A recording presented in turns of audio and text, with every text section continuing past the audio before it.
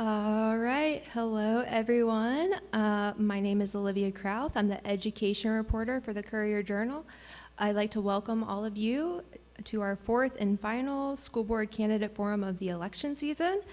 Like I've said before at all the other forums, thank you so much for taking some time to hear from our candidates and become generally more informed voters. Tonight, we're going to hear from the 4 District 3 candidates running to represent part of the East End.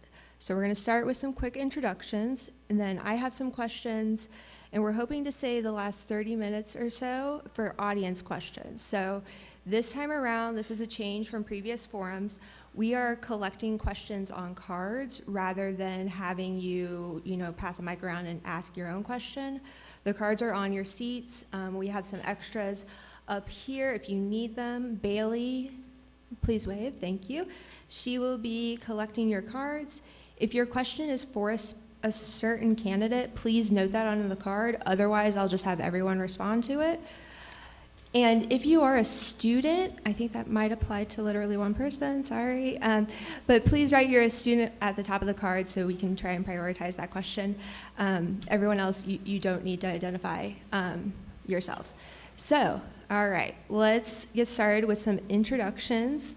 I'll give each candidate 1 minute to introduce themselves and say why they're running for the school board. We'll start with Board Member Craig and work our way down the line. Thank you. My name is James Craig. I'm the incumbent on the Board of Education. I was first elected to the board in 2018. A proud JCPS parent. I was previously on my children's SBDM council at their elementary school. 2 of them are in JCPS. I've got a freshman at Eastern High School, and I've got a 4th grader at Middletown Elementary School. I'm proud to have the endorsement of our teachers in JCPS via Better Schools Kentucky.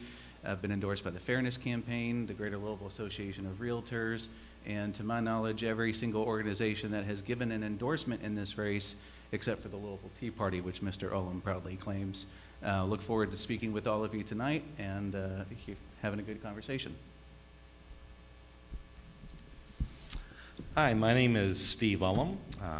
I've been a proud parent of this beautiful young lady for 11 years. I had to embarrass her a little bit. I've been active in the JCPS system as a volunteer, as a member of the SBDM Council as well, and a member of the PTA board. And I got involved in the race just because I want to see our schools the best possible place that it can be for our kids and our parents, and a place where they can grow into the young adults they're going to be. Hi, I'm Sam Cowan, or Samuel Cowan. I'm a retired JCPS principal. I recently retired on January 1st, 2022, so just recent.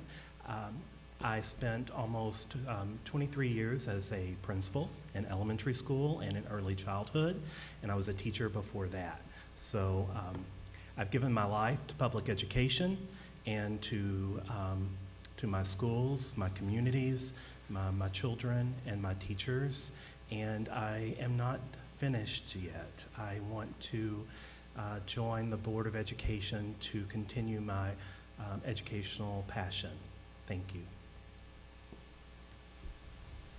Hi, I'm Gay Perry Adelman. I've been painted by my competition as some kind of radical, and what I would like to say is when my son first started attending the academy at Shawnee in West Louisville, we got there and we found they didn't have a PTA, so I started one. How radical is that? Then they needed a website, so I built one. How radical is that? But throughout my campaign throughout my time at Shawnee, I caught Donna Hargens trying to turn my son's school into a charter school. And then I caught the current board member, using our board as a incubator for his venture capital. So I spearheaded a campaign to remove them, and we were successful. Now that is kind of radical, but the people that are trying to privatize our public schools, they're the ones that are actually doing things that I would consider radical. I'm running for JCPS School Board because I want to use this platform to continue the work that I've been doing for the last 10 years as a founder of 2 nonprofits to stop the GOP extremists, the charter schools, the vouchers, and the state takeovers. Thank you. All right, question time. So everyone's going to get a chance to answer each question, and we will alternate with who has to answer first. So this time we'll start with Steve, and then the next question we'll start with Sam, and so on. We have a lot of questions and a lot of candidates, so please keep your answers focused on what was asked and try to stay under 90 seconds.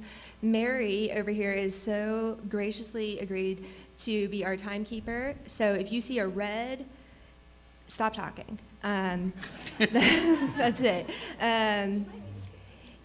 Candidates, I will remind you that this is a forum and not a debate, so I will not be allowing rebuttals unless someone personally attacks you. If that happens, you get 45 seconds to respond, and then we're moving on. Again, time is precious, so please don't attack anybody. All right. Okay. First question is a two-parter. State test scores and accountability labels are coming out next Tuesday. How much do standardized tests and the resulting labels mean to you? And what is one specific change you would advocate for to boost academic achievement in JCPS? Steve. Mm-hmm. I know there's been a lot of debate about standardized test scores, and I'm like a lot of people. I can see the positives and negatives on both sides. I like them in some instances, and I don't like them in others.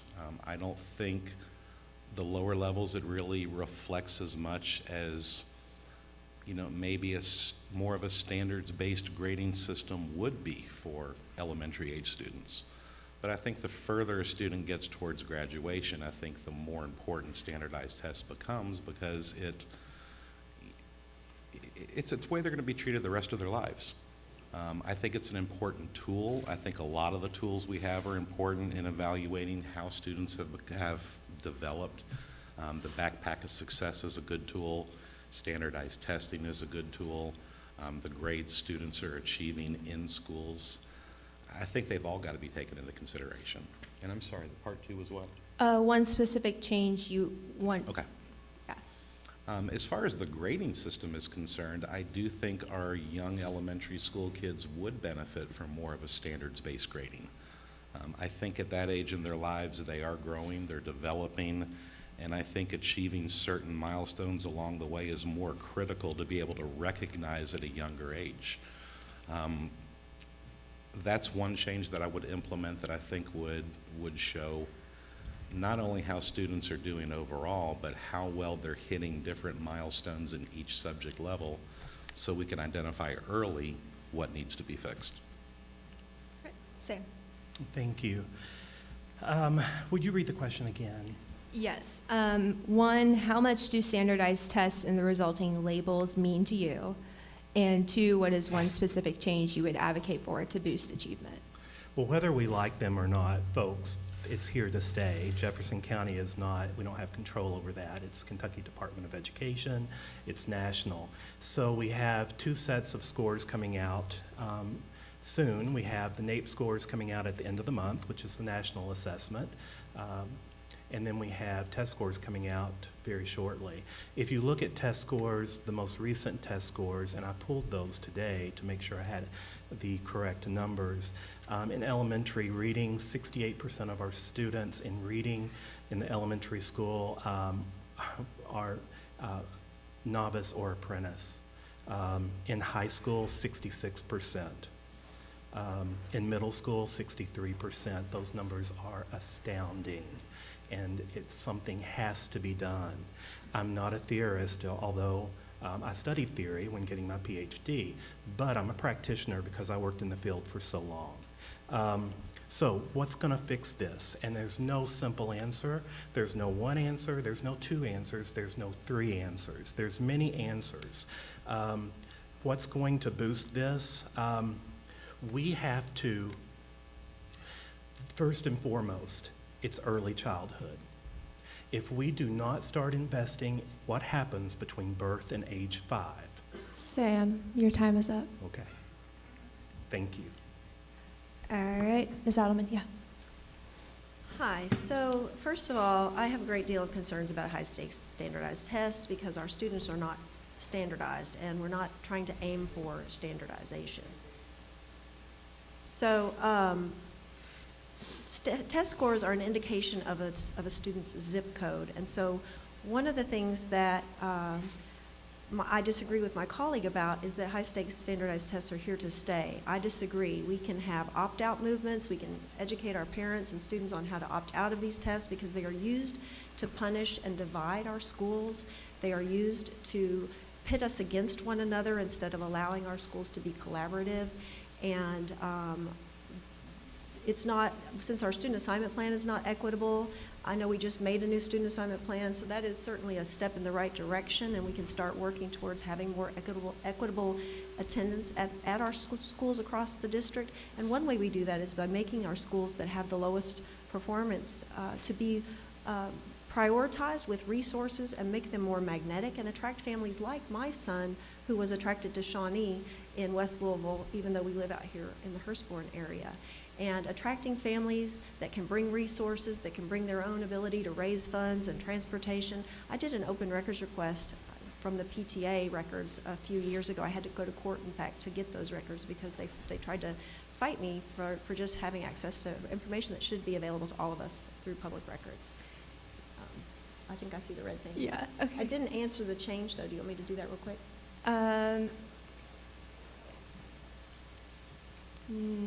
I did tell, where is my I thought the email said that if we didn't yes, answer. if you don't answer the question, you get 45 more seconds. So I'll allow that, so you can finish your thought. But that's it. So the biggest change that I would make is to free our teachers and our administrators to be able to address the problems at the root cause and not to find themselves in the crosshairs when they simply raise the concerns and try to make improvements. We need to protect whistleblowers and protect our educators because we're having a mass exodus because teachers have been telling us what they need and we're not listening. Thank you. All right. Board Member Craig. We are required to test, obviously, and we're held accountable to the outcomes of those tests every year, so we can't ignore them. But when we review those test scores every year, and as I will on Monday when I meet with the superintendent to go over our test scores for the previous year, you have to take into consideration what they really reflect. And they reflect the assignment of students to an individual school. You're more likely to have success in a public school if your family has means. That's just the reality. Families with more resources are going to create students who are going to excel academically. And we see that time and time again. So there are 3 high schools in the city of Louisville that are not Title I schools. Ballard in Eastern in my district and Atherton in the middle of the Highlands. The rest of our resides high schools throughout the county are Title I, meaning that more than 70% of the students that attend those schools are free and reduced lunch.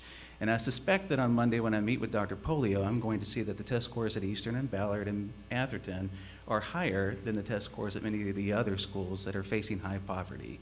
1 out of every 7 students in the state of Kentucky attends a public school in JCPS. That's how large our district is.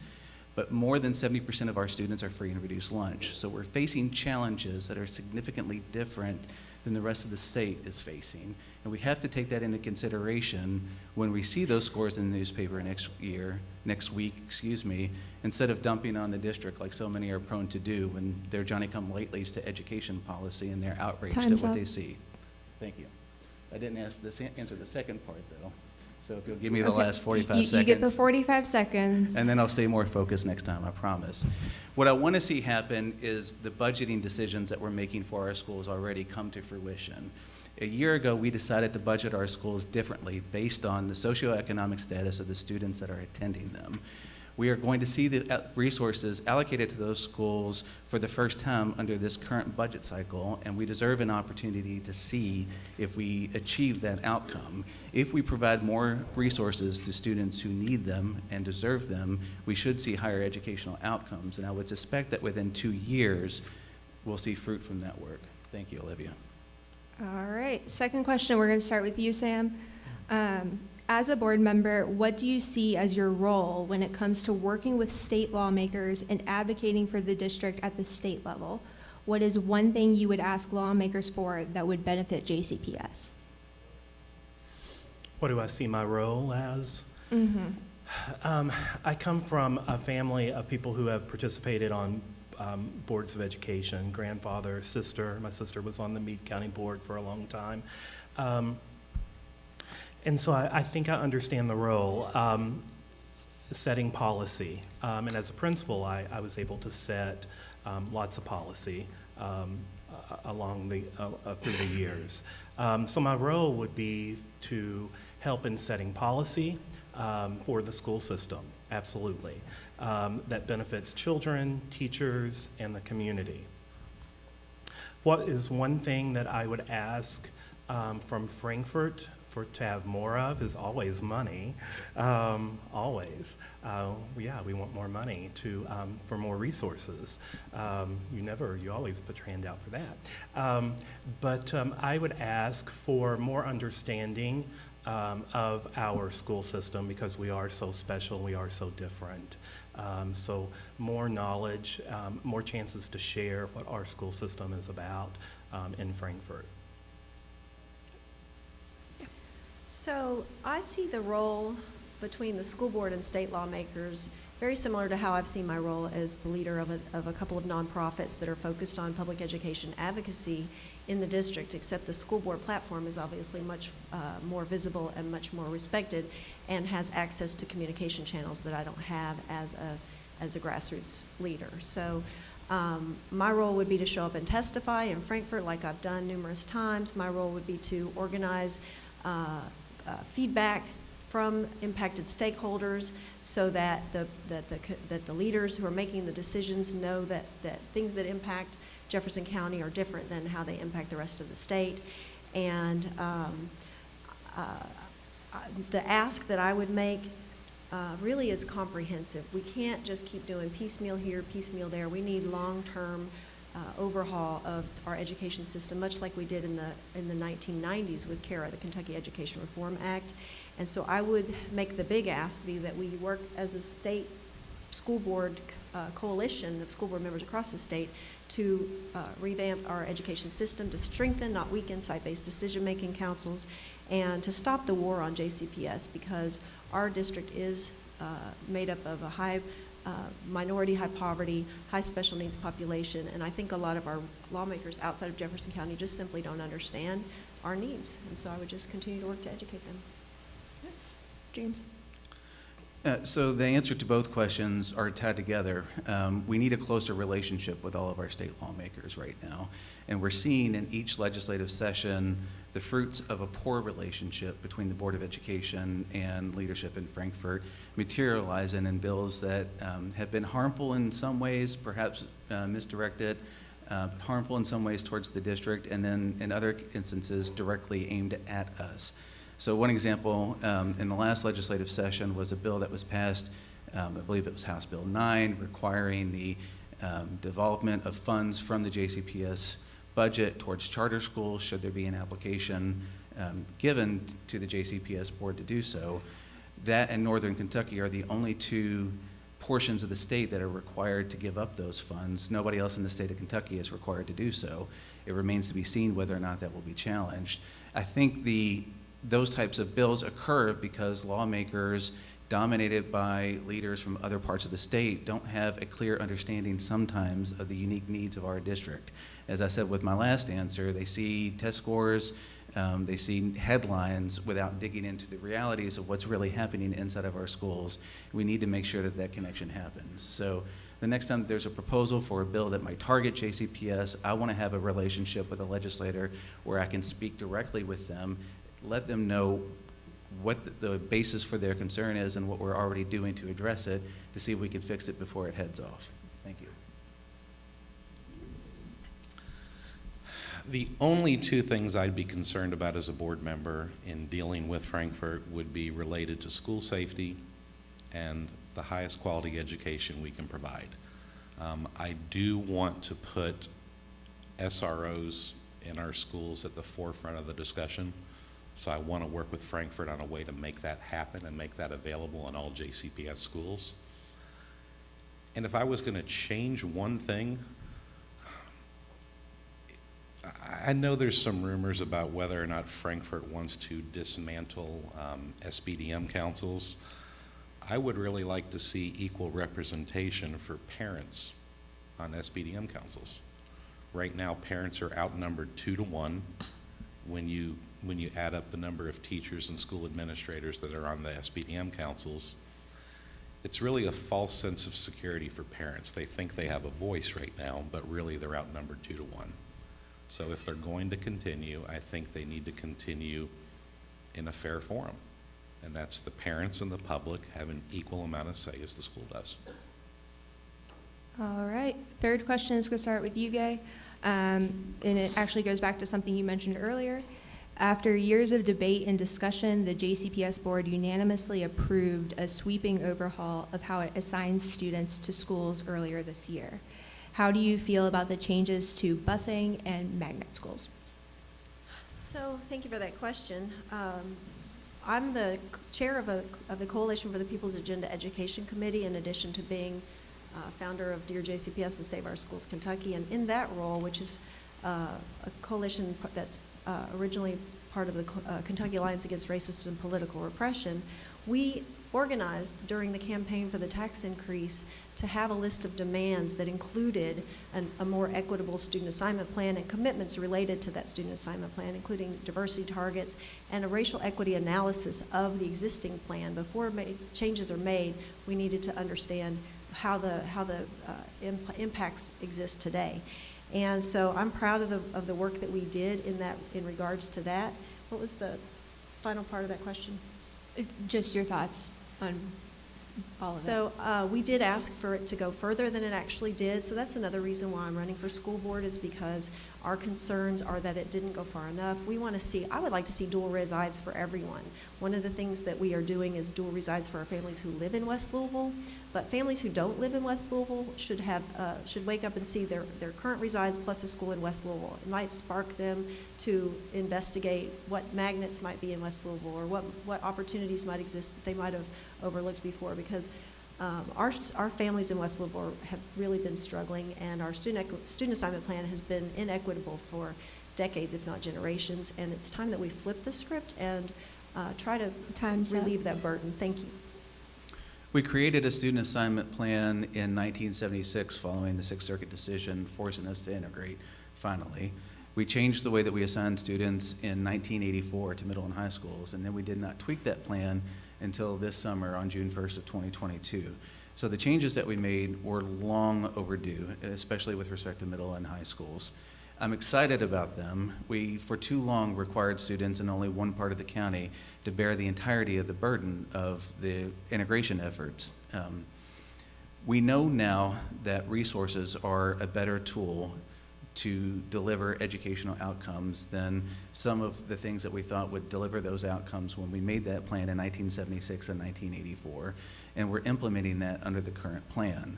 So we're trying to build for all of our students a strong sense of belonging in all of their schools. That means they have to be in a school that they want to be a part of and not forced to be a part of. Delivering choice to every single student throughout the entirety of the county is, in my opinion, the best way that we can do that. So in this district, District 3, every single middle and high school student is going to have the option of attending their reside school or applying to an academic magnet or a traditional magnet. Now every single student in the West End will have the option of also attending the school closest to their home, or the school that they previously attended in a different part of the county, in the suburbs, if that is their choice. Developing that sense of belonging is the way that we're going to overcome, in my opinion, some of the sins of the past. I'd love to say more, but I'm going to honor the red this time. Thank you. Excuse me. I disagree that the student assignment plan gave us choice. The student assignment plan did a great thing in West Louisville that was desperately needed.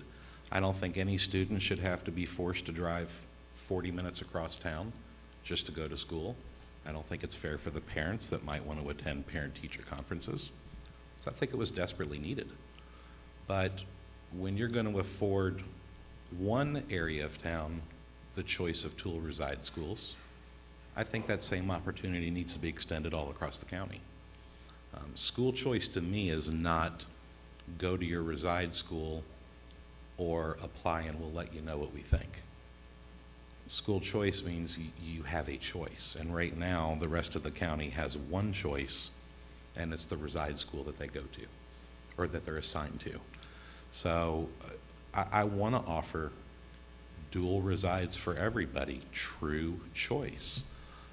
And I think that if a student applies to a magnet school or another school, I think everybody should be considered on a level playing field.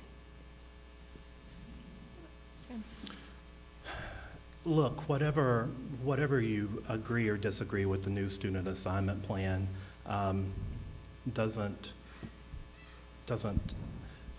really, I don't want to say really matter because that's not the right choice of words, but it's already been approved. It's been approved this summer, and it is going into effect.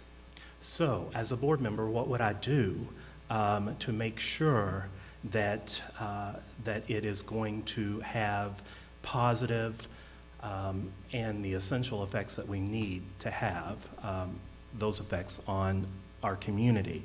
So 2 things that I don't think the board is currently doing right now a good job of. I don't think that they're getting the information out to the people like it needs to be. I bet if we were to poll everybody in this room, we would get all kinds of answers still about the student assignment plan. There needs to be a better communication plan, and I would work on that wholeheartedly. Second of all, we need people with passion who are going to watch this plan, who are going to audit this plan. They've built in 2, I think 1 audit per year from an outside source. But I'm telling you, as an inside practitioner, we need inside voice as well about this plan, not just outside voice, and I would make that happen. All right, and the 4th question, we are back to you, James. District 3 skews wealthier and less diverse than JCPS as a whole. How would you approach balancing your district's needs with those of the rest of the JCPS population? Well, sure. That's one of the things I'd hope to say about the student assignment plan, because one of the concerns I have with it is the impact it's going to have on Crosby, Cameron, and Westport middle schools out here. Those schools are likely to become a bit less diverse if the students inside of them choose the schools that are closest to their home in the West End. But we need to balance out the future of the district and ensure that every single student in the district has an opportunity to a fantastic educational outcome. Again, I'm going back to resources and the way that we are starting to budget our schools. We have to deliver funds to schools with high poverty to ensure that they have the resources that they need. The biggest resource that we can deliver is another body in the building. So at my son's high school, the highest student-teacher ratio that he's allowed to have is 31-0. Sometimes they might exceed that accidentally on a day when there's a teacher shortage inside of the building.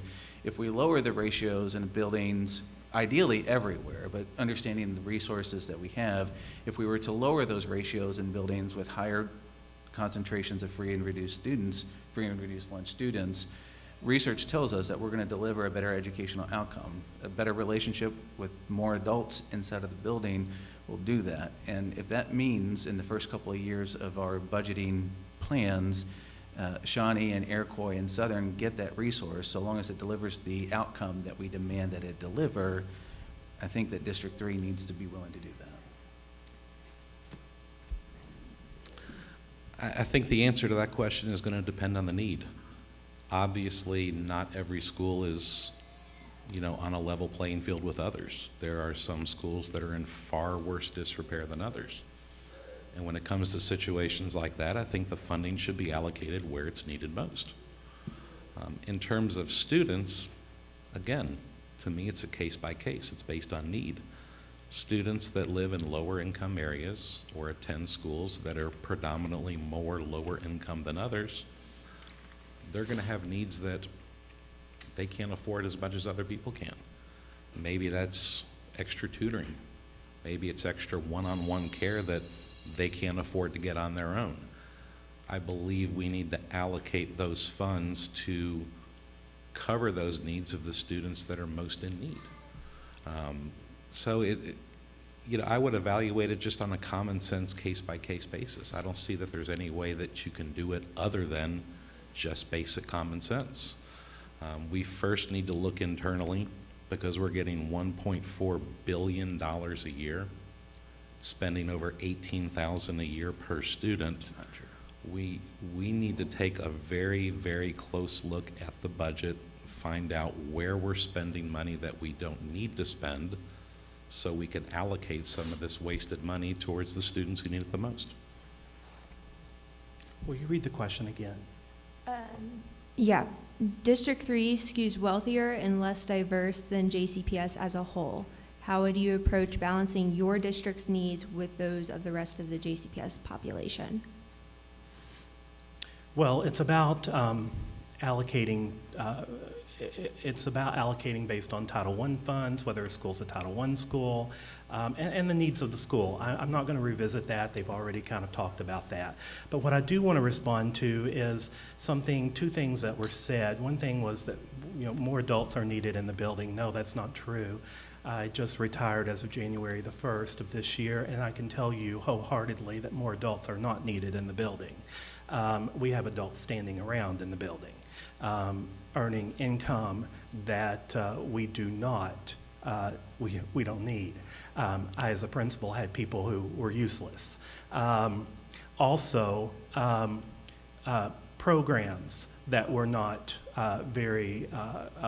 that were not beneficial. Lots of programs. Schools that were inconsistent across the board with the use of these programs. Absolutely. The budget, the principals and administrators from central office taking trips from China to Los Angeles to Canada. Expensive. That's what needs to be looked at. I saw it firsthand. We need more money spent in the right places, not in places that are useless. And I have been in the field, and I have my colleagues who are currently in the field. Time's up. I know. I'm so sorry. But I'm on a roll. So what I want for every student in JCPS is to have access to every educational opportunity that the rest of us have had, especially people in our district. We are a very fortunate district and a very fortunate part of Jefferson County. My son went to Shawnee for the aviation magnet. The magnet pulled us there. He had such a successful opportunity, and he was really kind of just middle of the road before that, so don't tell him I said that. But at Shawnee, he had an opportunity to excel because of the investment that they put in our struggling schools to make them more magnetic. And he was valedictorian of his class. He got accepted to the U.S. Naval Academy, and he's now a Marine pilot. He's living his dream. I want every child in JCPS, including in our district, to have opportunities to attend school throughout the district and find the school that's best fit for them and achieve their dreams. And because we have the ability, a lot of us in our part of our town might have the ability to attend PTA meetings across town or get our kids to school if they miss the bus or those types of things.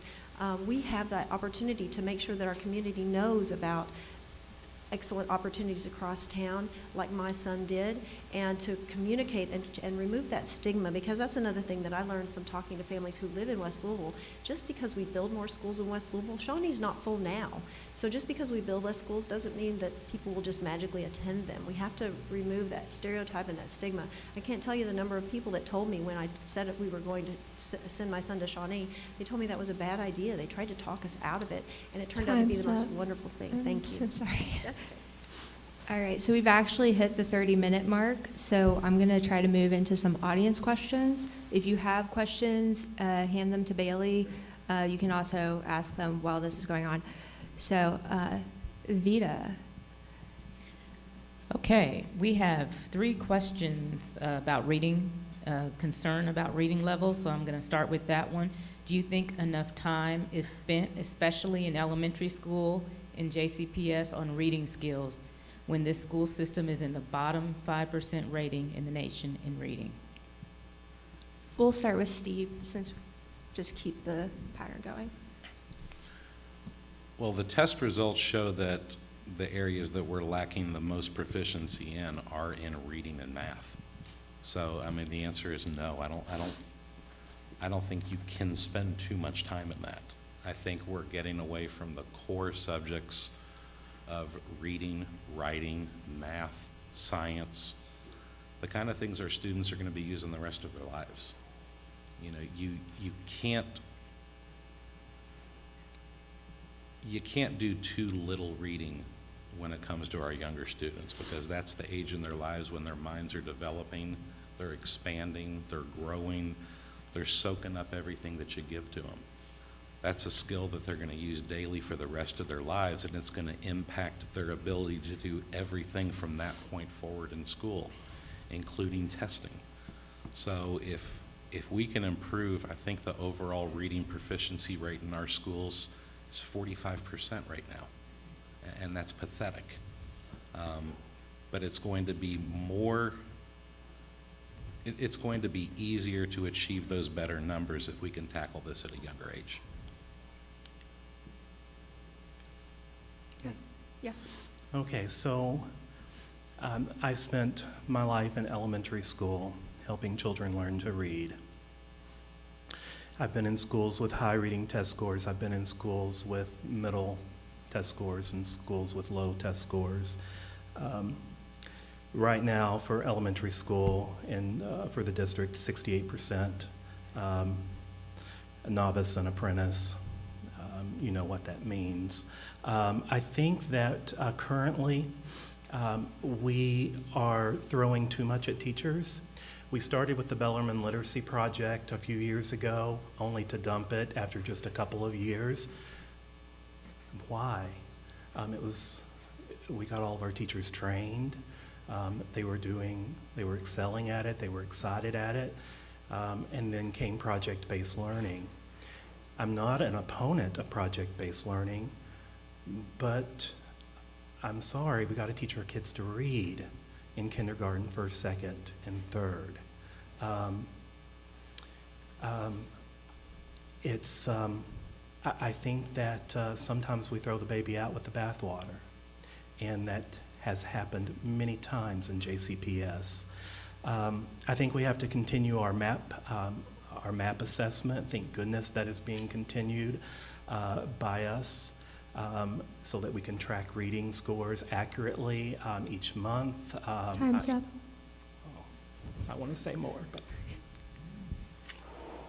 So I think I remember the question well enough to address it.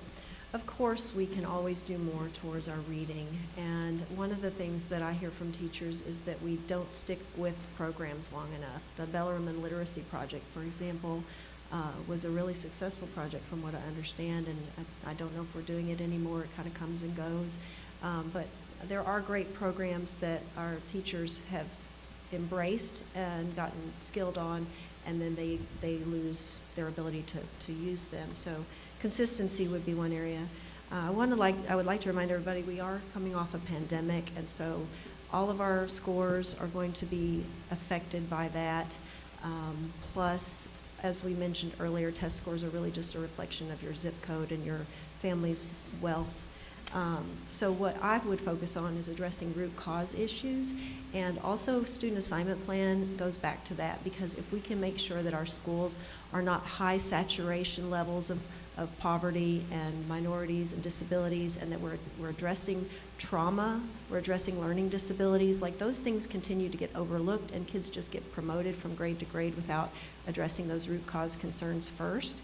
And so by making sure that our schools are not high concentration of poverty, and that there's a diverse representation of students in all of our schools, then they have the opportunity to learn from each other. They have the opportunity to share their knowledge and grow and grow together. And I see I'm red, so thank you. The question is whether or not we're spending enough time with our students reading. And again, back to the size of our district, we have about 93,000 students this year. We've had over 100,000 students in the past. We need more than 7,000 teachers in our district, certified teachers, which is a difficult rank to achieve.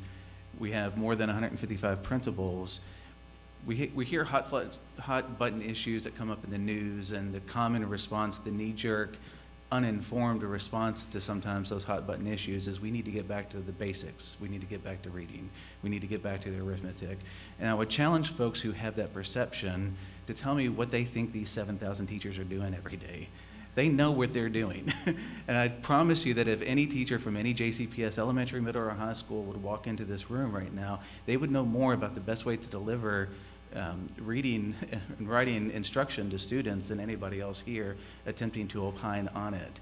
This is one of the reasons why it's perhaps a positive thing that the ratios on our SBDM are adjusted the way that they are, because I care for my daughter very much. I want her reading every night. We do put her on a 30-second timer, 30-minute timer as soon as she gets home, and require her to read 30 minutes every night.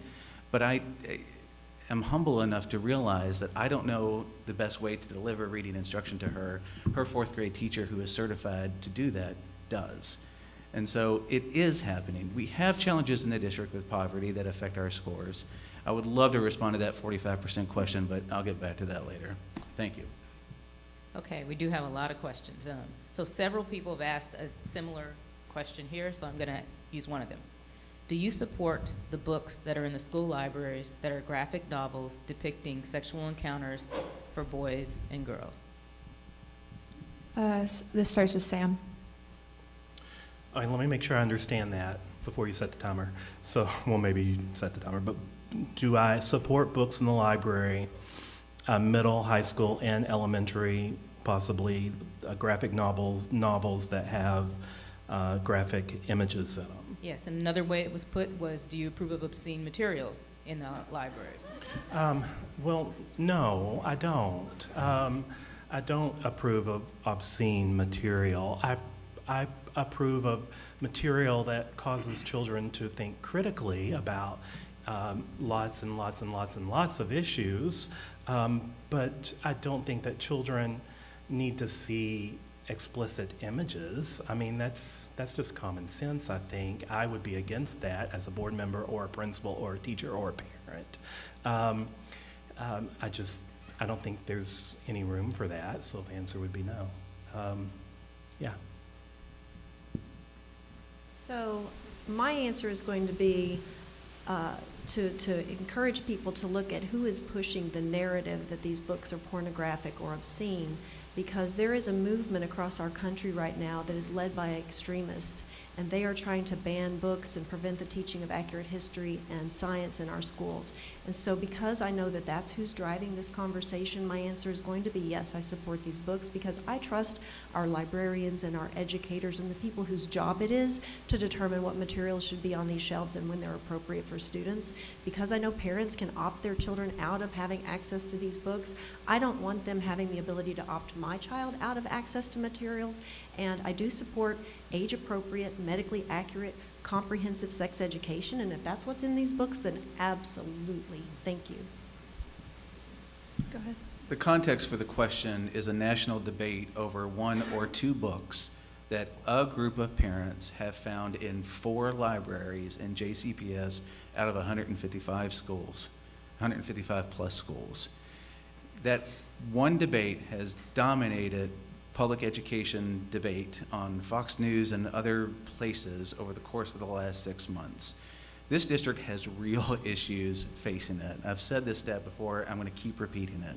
We have more than 7,000 homeless students in Jefferson County Public Schools who don't know where they're going to sleep tonight. We have more than, what's the number, Michelle? 12,000 students who are learning English as their first language right now? Almost 15,000 who are learning English as their first language right now out of 93,000. The challenges that those students face are what this panel should be debating right now. And the fact that a particular group of parents focused on one book have hijacked the conversation around public education and have taken it away from that real needs is a disservice to what we're supposed to be doing in public schools. Thank you. Is that a yes or a no? I support the process, and the process told me that educators found educational quality for that book, and I support the educators who made that decision, yes. Here's why I disagree with that statement and why I oppose this type of book. And the one that we're talking about specifically is the one that's been all over the news. It's called Genderqueer. And here's why I oppose it. There is a person within these schools whose responsibility is to determine what is appropriate for the age and for the setting. Given hundreds of options of books to order, this person chose one for children as young as 11. That's false. that had images of nudity, full color images of people engaged in sexual relations with each other, and references to pornographic material. Now, when making the choice to order that book, or hundreds of other books that were entitled children's books, or hundreds of other books that also supported the LGBTQ community, this person used poor judgment and ordered one that had graphic sexual situations and nudity in it. It shows that that person is not qualified to make decisions about what is appropriate for the age or for the setting. Everybody uses words like book banning or anti-LGBTQ, but you know what? I oppose Playboy being in our school library. I oppose 50 Shades of Grey being in our school library. It doesn't make me anti-heterosexual. It doesn't make me Your a time's book up. banner.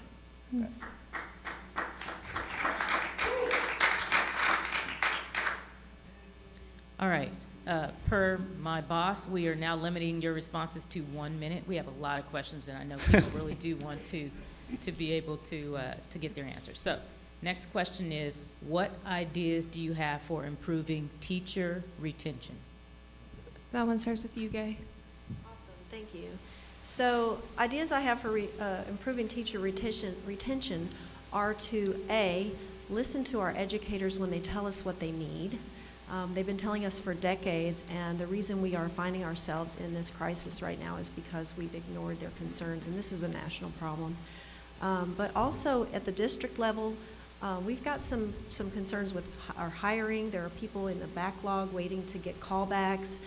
There are teachers of color in particular that contact me regularly. I got a call from one on my drive out here today that are being pushed out, blacklisted, grievances filed against them simply because they are standing up to try to make improvements within their school system. And there is a top-down bullying that takes place in our administration, and there are some schools that have a toxic work environment. So making sure that we're addressing the root causes is how I would address our teacher shortage in the short term and in the long term. Thank you. Teacher voice is something that we've gotten too far away from recently in Jefferson County. Teacher pay and compensation is a big part of the component of keeping our teachers that we have, and I'm proud that last year we finally did our part to give teachers a raise that they hadn't had for over 10 years, a 4% raise when they had had less than the cost of living adjustments for nearly 10 years, which you wouldn't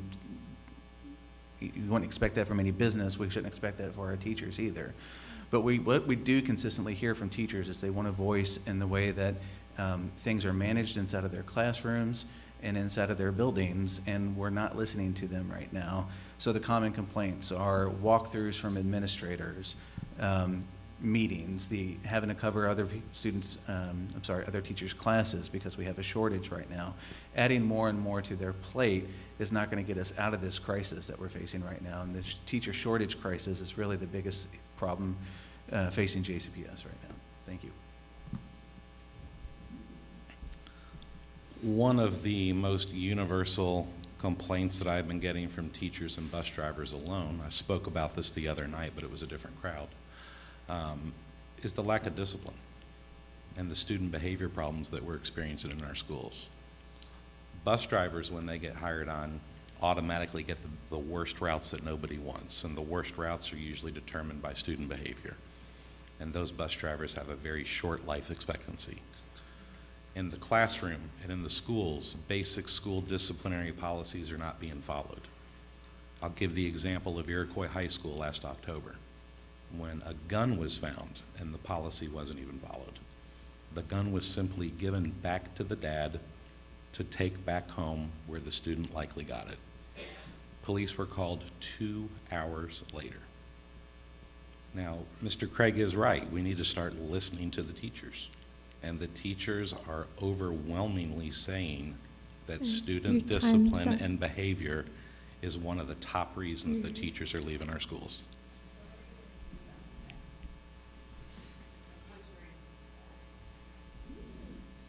Enforce the disciplinary procedures.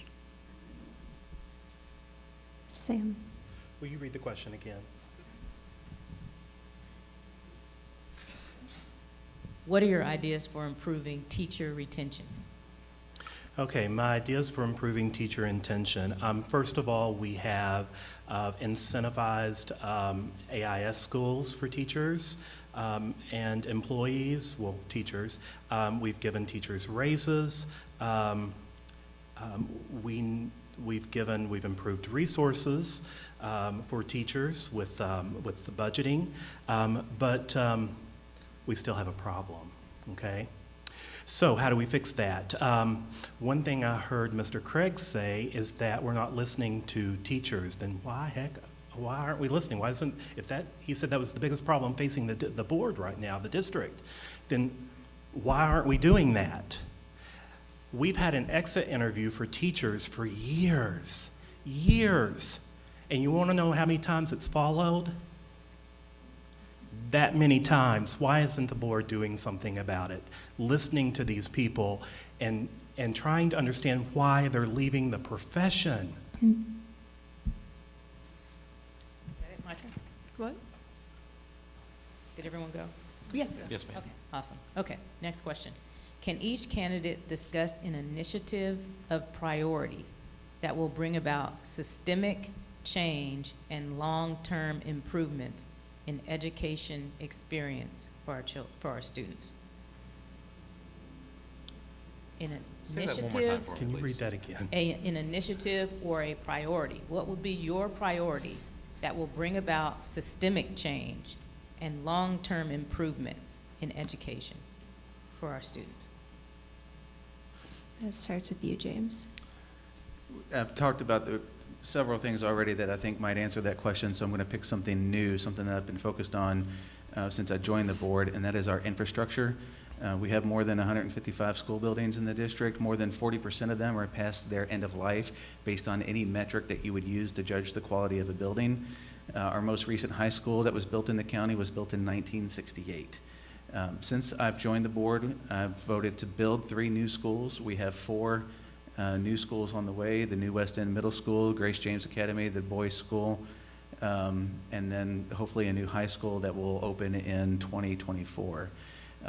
Using some of the new resources that we have in the district, we're hoping to build at least 10 new schools over the course of the next 10 years, with a goal of hitting at least 20 new school buildings over the next 10 years. Now, that's not nothing. You know that many people, especially in District 3, are driving past old buildings that are 75 years old. I'm out of time again. New buildings, thank you. Yeah, I just want to expand a little bit on about something I talked about earlier, and that's just making our schools safer places. I think safety and security is forefront on most of the minds of the people that I've talked to in District 3. When you have a place that people don't perceive as safe to go, they're not going to get everything out of that school experience that they're supposed to get.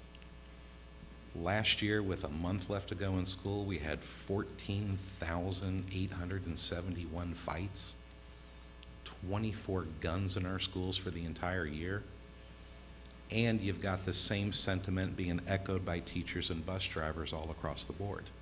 It all comes down to safety, student behavior, discipline as some of the top things that are creating a toxic environment in our schools. Who's going to perform well in an environment like that?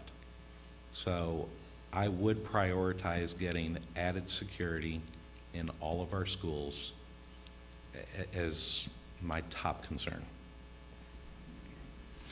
Okay, I have 2 initiatives. I'm sorry, I'm going to pick 2.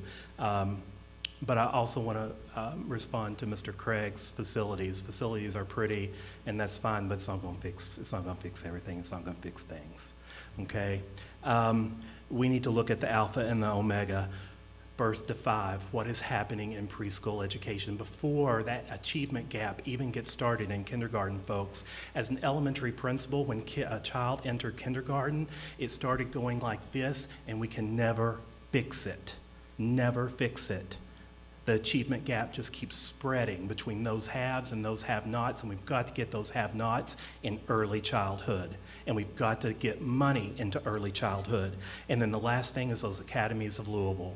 We have got to get more money, more into those academies of Louisville so that our children can get out of high school and not just graduate. The graduation rate is higher than it's ever been. Big whoop, okay? They're not doing anything.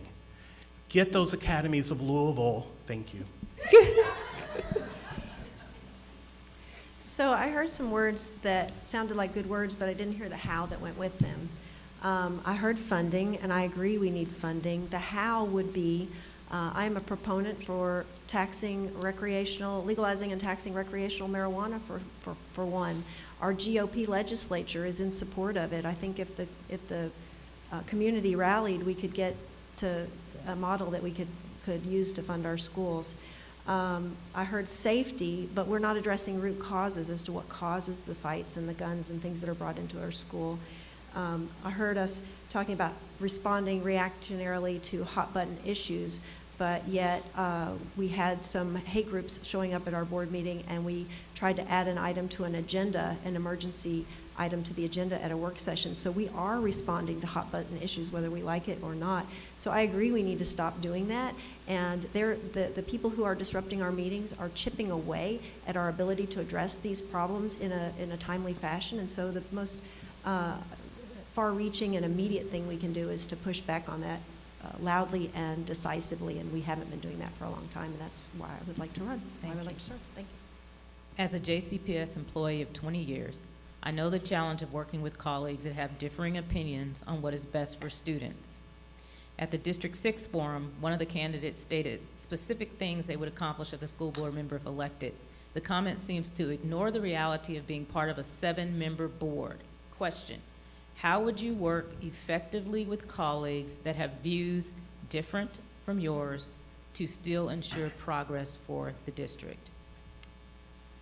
Steve, that starts with you. Excuse me. I mean, of course you're going to want to work cooperatively with everybody. Of course you want common sense to be at the core of all these decisions, but I mean, that could be on any one of a number of topics. So, I mean, I don't know how to really how to answer that except just use common sense. Listen to the teachers, listen to the parents, listen to the students, listen to the feedback from the people that are actually experiencing whatever it is that we're talking about debating. You know, I think as a board or as any panel, I think a lot of times you get to that place with an idea of what you want to do, an idea of what you want to see changed. But if we start listening to the people that have the boots on the ground that are experiencing every day, they will tell you what needs to be done. You know, all the board has to be willing to do is listen. Go ahead. Will you read the question again? How would you work effectively with colleagues that have views different from yours to ensure progress for our district? Well, as a district leader in JCPS, on many committees, as a principal, I've always done that, folks. I've been the leader of SBDM since its inception. I've been in education for 28 years. I've helped to write policy with lots of different stakeholders, from parents, community members, teachers, bringing student voice in. I've put these policies into practice. I've held these policies accountable. Things like dress code, text implementations and selection, student retention are just to name a few. Currently, the board has a policy committee that they utilize to bring voice about policy. I would definitely work with them, but I'm used to working with lots of people, lots of languages. I was at Brandeis. I was at lots of different schools, so. Time. Thank you. Time is up. Jeez, excuse me, folks. Go ahead. So, when you mentioned the seven-member board, that reminded me that our board is just 7 people, and we have a budget that's nearly twice the size of Metro Council, but Metro Council has 26 members to make their decisions, and we only have 7. So the weight of our decision when it comes to policies and the number of students impacted, as well as the money that we're spending, is significant, and more emphasis and attention should be paid to the decisions that are being made at the school board level. So my goal would be to make sure that we are doing everything possible to reach teachers and community members, especially our most impacted community members, so that they're part of the process, so they're part of the decision-making and the dialogue. And then the consensus is built as board members discuss the feedback that they get from real-life situations, from real-life constituents. And I do believe that there are right and wrong answers to most of the problems that we face, and we have to recognize that we as a district serve a population that is more than half non-white, and we have to make sure that they're represented. Thank you.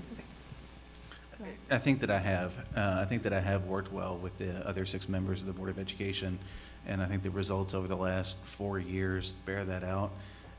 The Board of Education is not a place for bomb throwers. It's not a place for activists. It's not a place for extremists. You need moderate, mature, rational, and reasonable people sitting at that table making decisions for this district. And I would suggest that of the panel tonight, I'm the only one that can offer that, and the last 4 years proves it. We've had really, really challenging times over the last 4 years.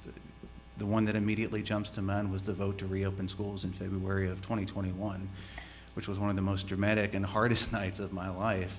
But that result, reopening buildings finally after COVID, was a result of months of debate, listening to Linda Duncan's concerns, hearing what Corey Shull had to say about how this might affect his community, to come to a rational decision. That was a tough 4-3 vote, but I'm proud of the 7-0 votes as much as I am the 4-3s. Thank you. We are technically over time. Do you want to do one more?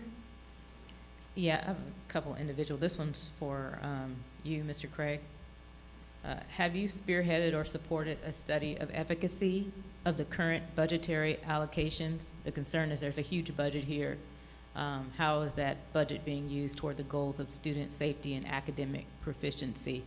If you have done such a study, what were the results, recommendations, and were they implemented?